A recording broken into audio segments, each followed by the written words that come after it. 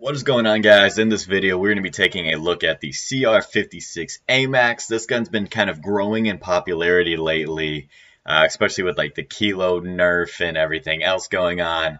So I was really excited to kind of do some testing on this gun, and I'll show you guys exactly what I did. You're going to be able to see the time to kill in comparison to some of the other popular assault rifles. You're going to be able to see the exact stats of this weapon as well as its recoil. I'll also be providing a loadout for this weapon, as well as what the recoil is going to look like with those loadout attachments.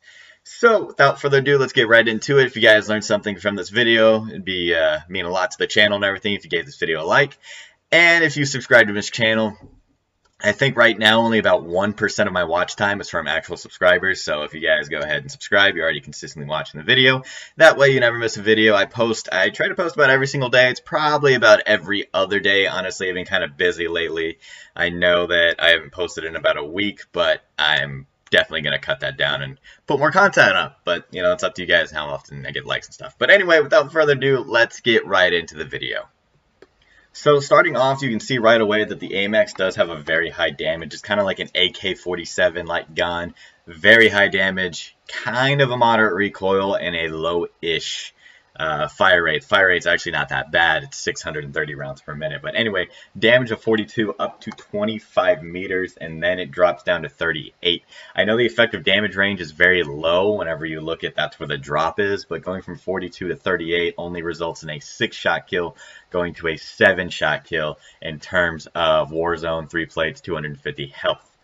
Moving on, the fire rate 630 rounds per minute. Like I said, this isn't really that bad. I was kind of surprised. It's much faster than I thought it would be. It's not extremely fast. I think the M4 has like a 900 rounds per minute, something kind of insane like that. But it doesn't seem slow. It's not like the Scar or the Odin or anything like that, despite having a very high damage and very low shots to kill. With this said, it kind of results to a very, very low time to kill for this gun. Aim down sight speed is about standard, 300 milliseconds. Magazine ammo capacity is 30. However, it can only be upgraded to 45. That's one of the weaknesses of this gun. Reload quickness is 2.25 seconds. Moving on to the time to kill graph. A quick note, my time to kill includes the aim down sight speed as well as how long it's going to take the last bullet to travel whatever distance we're looking at. That's why the graph is downward sloping. I do this just because, you know, your time to kill is at 70 is going to be significantly different from your time to kill at 30 just because of that bullet velocity in comparison to, like, you know, something other that shoots faster, or, you know what I mean. Bullet velocity is better. So moving on to the time to kill, the actual graph of itself. There's an 11% increase at 25 meters. That's like what I said, like its only effective damage rating is only 25 meters, but honestly, it's not that big of a deal just because we're only increasing it by 11%. It's only one additional shot. With that being said, every missed shot is also going to increase the time to kill by 11%, making this gun actually pretty forgiving. Kind of a surprise just because it's a high damage weapon. Not as forgiving as something like the Kilo of the M4, but still fairly forgiving. Moving on to the recoil pattern, it looks just like the AK-47s, and you will see that shortly. So this is going to be the recoil pattern for the CR-56 AMAX. This is with no attachments. I'm not doing anything to try and curb the recoil.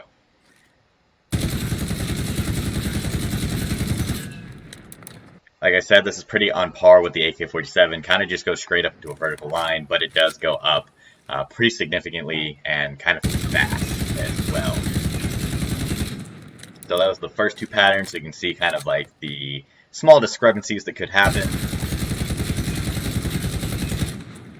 In that last clip, I tried to actually control the recoil, and you can see that it is very controllable. I actually think I did this recoil pattern actually justice whenever I tried to control it. But because it feels a lot better in game, I spent a lot of time in multiplayer just kind of leveling up the gun before I made this video. And the gun shoots very accurately. It's very easy to stay on target, and it does absolutely melt people. So let's look into like a stats comparison to the other weapons I've tested. So this is the AMAX on this right side right here. As you can see just by like the color coding, it looks like it doesn't really do anything good, but it doesn't really do anything bad. Honestly, there's nothing wrong with that. Something like the M4, probably my favorite gun in the game. Same thing. It's mostly yellow, kind of green. Sorry, I kind of went down there for a second. But honestly, this 42 is the highest damage out of an automatic weapon, except for the AK-47 from Black Ops Cold War. But because of its recoil and its fire rate, you don't really... It's strange that this gun shoots so... Like, the damage is so high for how good the other components of the gun are. Because, like I said, with the AK-47 from Modern Warfare, for example, kind of very similar, but its fire rate is significantly less. You know, it's 70 shots a minute. That's kind of a big deal. So you can kind of see where I'm going with this. It's like, as far as stats go for an automatic gun, a strong automatic gun, this gun's very good. It's not going to be as forgiving as an M4 or a Kilo just because of its fire rate, but it is still very, very good. I think actually one of the best, if not the best. Whenever you look at the other recoil patterns of this gun as well, like I said, it's very similar to the AK-47. It's straight up and down, and it's very easy to control. It's not as easy to control as something like the Kilo, the M4, or the Krig, but because it hits so much harder, you're rewarded for having like a little bit worse recoil. So this is the time to kill graph. I'm not going to include all 11 of the guns I've already tested. If you guys are curious about my opinion on a gun or how good a gun is, go to my channel, look up these 11 guns right here. I've done a video on each one. And it's going to be a video just like I showed today. I'm going to show you like the stats, the recoil, time to kill, everything else. But anyway, so this is kind of the time to kill. What have I included is kind of like my top 3, as well as the FFAR1, because it's very, very common because of some of its like broken attachments that make this gun a lot more accurate than it really should be. In my opinion, it's still not accurate enough to make this gun super good, despite it having like super high time to kill.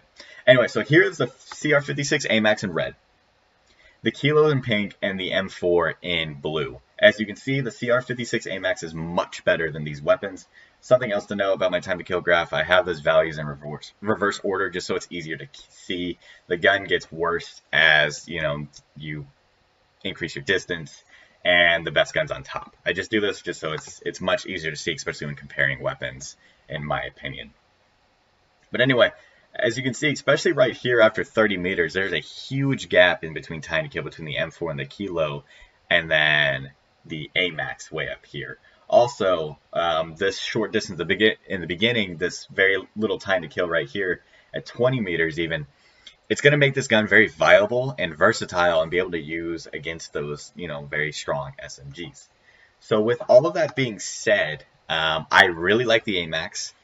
I think it's going to come down to personal preference between these top 3 here, the M4, the AMAX, and the Kilo, on which one you use. I'm going to start using the AMAX a lot more. Personally, I like the M4 more than I like the Kilo, just because I think it hits a little bit harder, and it's much more versatile. You know, you're not going to win a gunfight up close with a Kilo, but you probably will with an M4, just because the M4's time to kill is a tad faster up close. I also like the recoil pattern better on the M4. I know it's kind of strange, but I just like the gun better altogether because it's versatility. But the AMAX is something I'm going to start using a lot more, and it might actually take my #1 spot just because of how hard it hits, especially up close, especially downrange. You know, it hits very, very hard. I think the only thing limiting this gun is going to be its attachments, because you can only have a 45 round magazine. So I think solo, duo, trio, this gun, AMAX all the way. Quads, it's going to be a little bit iffy. You might be running out of ammo a little bit faster, especially if you're not a super accurate player. I said like the M4 or something like that, it's going to be like a bit more forgiving, because it's going to be hard to take down 4 guys at the same time if you're only using, you know, 45 bullets. So with all that being said, it's also going to depend on kind of like who your teammates are. So if, like, what I mean by that is if you are normally the one that is last alive, and you are normally like by yourself, and you're going against guys that like teams of 2, 3, 4 at a time, I would recommend using something else that's not the AMAX, just because if you run out of ammo and there's another guy in front of you, you're gonna have to reload and you're probably gonna die.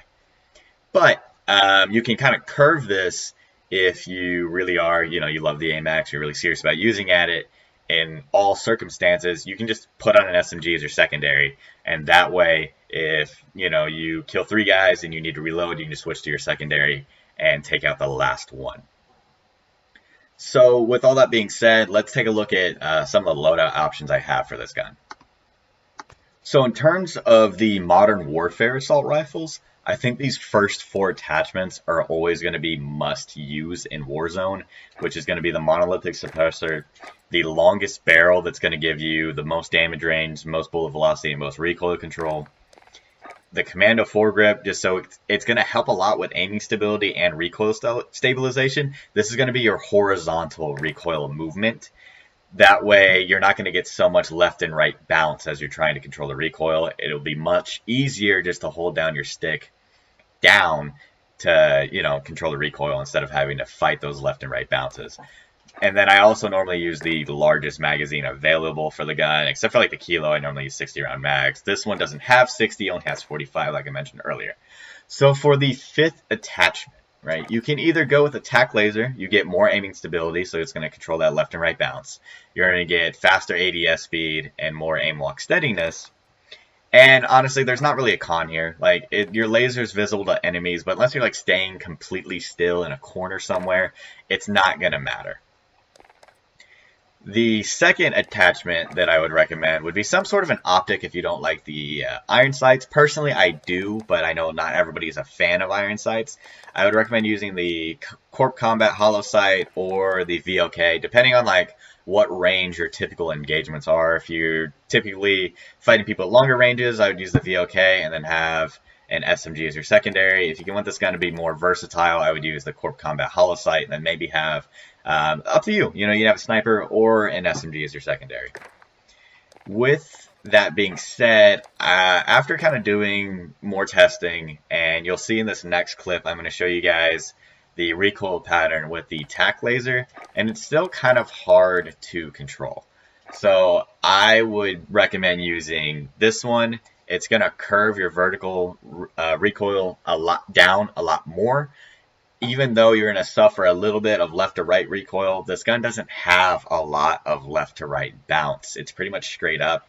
So I think using this rubberized wrap would be probably the best way to go. It would make that vertical recoil a lot easier to control, and it's going to be a big advantage, especially at longer ranges.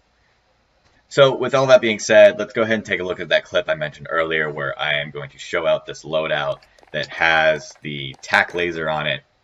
And I'm going to show kind of the recoil pattern, 2 recoil patterns, and then one where I, try to do my best to kind of control the recoil, just so you guys can see, like, is the recoil actually manageable. So this is the same spot where I do all of my recoil control tests, 15 meters away, shooting at kind of this like gray top left corner panel. And these first 2, like I said, with all those attachments, like I mentioned before, with the tac laser, and I'm not doing anything to try and control the recoil. On the 3rd one, I will begin trying to do my best to control this recoil.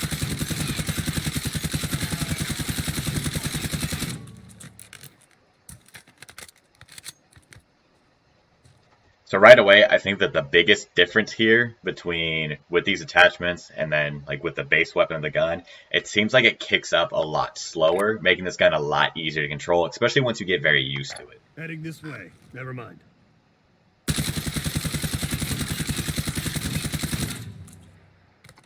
And then right there, I only shot 30 shots just because the last one I shot the entire 45. But honestly, those last 15 shots stayed exactly in place and they didn't really go anywhere. So in this last one, I'm going to do my best to try and control the pattern. Moving position. Never mind.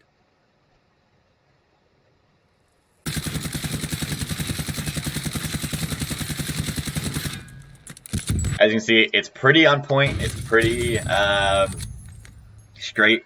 Honestly, I think even myself, I don't think I did this recoil pattern control justice like I mentioned before on the base weapon of the gun. This is probably one of the first times I've actually chosen a loadout and went ahead and tried to use this gun to control the recoil. So I think that if somebody were to use this gun for maybe a day only, you would be able to clearly see it's very easy to control the recoil pattern on this gun, especially whenever you're kind of, you're not focused on just shooting at a wall and you're actually focused on shooting at an enemy.